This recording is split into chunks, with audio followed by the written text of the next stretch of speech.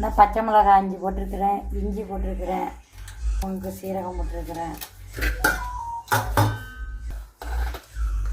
கொஞ்சமாக ஒரு அரை முடி தேங்காய் ஊற வச்சேன். 1 ஸ்பூன் பச்சரிசி ஊற வச்சுருக்காங்க, அதை இந்த தேங்காயில் போட்டு அரைச்சிக்கணுங்க. பெரிய தக்காளியாக ஒரு தக்காளி வெட்டி வச்சுருக்கேன்.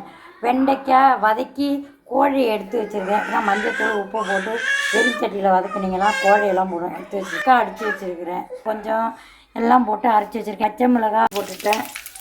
வெங்காயம் கருவேப்பிலை உப்புங்க ஒரு போடுறேங்க.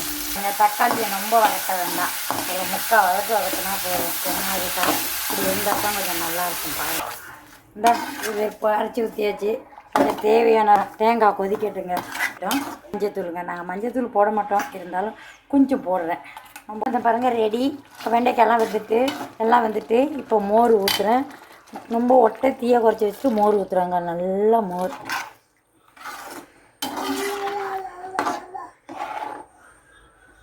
குழம்பு ரெடிங்க. கொதிக்கக்கூடாது, பார்த்துக்கோங்க.